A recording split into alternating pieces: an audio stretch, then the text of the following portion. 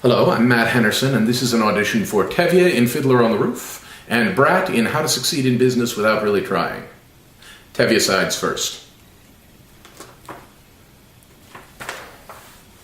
Today, I am a horse. Dear God, did you have to make my poor old horse lose a shoe just before the Sabbath?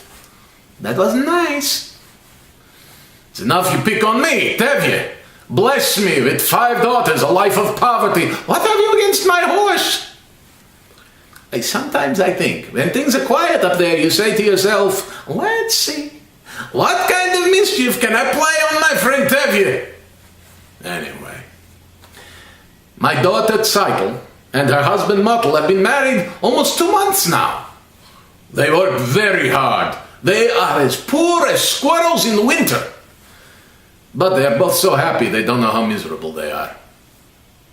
Mottel keeps talking about a sewing machine. I know you're very busy. Wars and revolutions, floods, plagues, all the little things that bring people to you. But couldn't you take a second away from your catastrophes and get it for him? How hard would that be? And while you're in the neighborhood, my left leg is... Am I bothering you too much? I'm sorry. As the good book says... Why should I tell you what the good book says? You're finally here, my breadwinner. I had some deliveries in the village. Now hurry up, the sun won't wait for you. You'll be late for the Sabbath. I won't be late. You'll be late. I won't be late. I won't be late. If you ever stop talking, I won't be late. As the good book says, heal us, O Lord, and we shall be healed. In other words, send us the cure. We've got the sickness already. Tevye, I have something to say to you. Why should today be different? Tevye, I have to tell you. Shh, I'm praying. There's a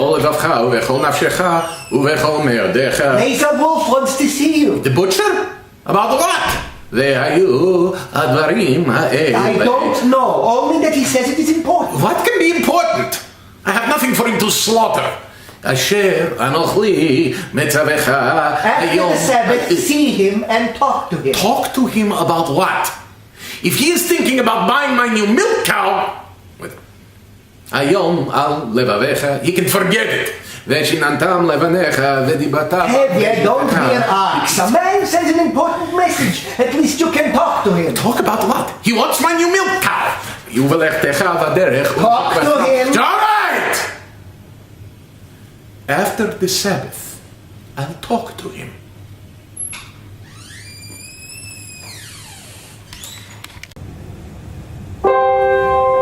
They gave each other a pledge. Unheard of. Absurd! You gave each other a pledge. Unthinkable! Where do you think you are? In Moscow? In Paris? Where do they think they are? America? And what do you think you're doing? You stitcher! You're nothing! Who do you think you are? King Solomon? This is the way it's done. Not here, not now. Some things I will not, I cannot allow. Tradition, marriages must be arranged by the papa. This should never be changed. One little time you pull out the prop, and where does it stop? Where does it stop? Where does it stop? On the other hand, things could never get worse for him. They could only get better. They gave each other a pledge, unheard of, absurd. They gave each other a pledge, unthinkable. But look at my daughter's face. She loves him, she wants him. And look at my daughter's eyes, so hopeful. Oh. The most important men in town will come to fawn on me. They will ask me to advise them like a Solomon no eyes. If you please, Tevye, pardon me, Tevye. Posing problems that would cross a rabbi's eyes.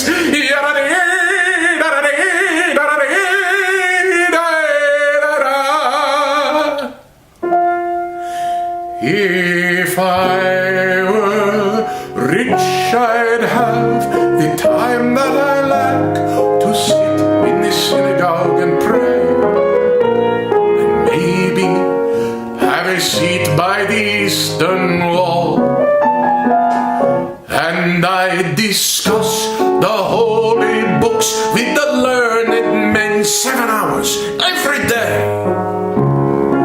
This would be the sweetest thing of all.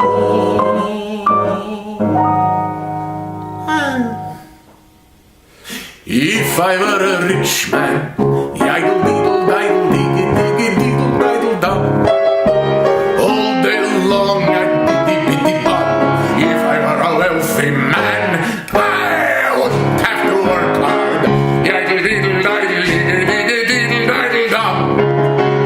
Lord, who made the lion and the lamb, you decreed I should be what I am. Would it spoil some vast eternal plan if I were a wealthy man?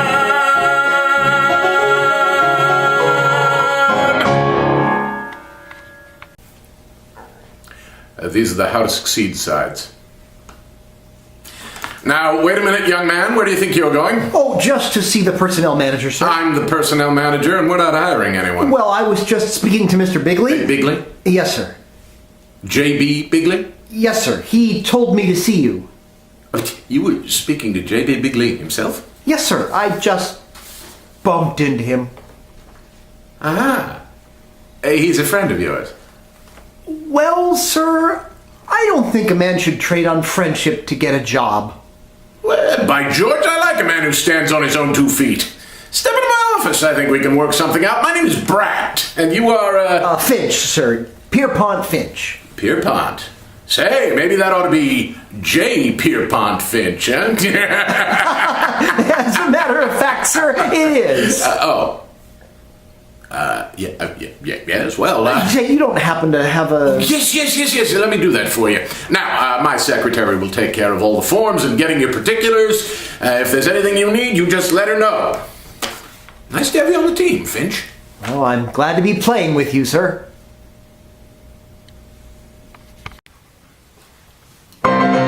Gentlemen, a secretary is not a toy. No, my boy, not a toy to fondle and dandle and playfully handle in search of some puerile joy. No, a secretary is not, definitely not, a toy.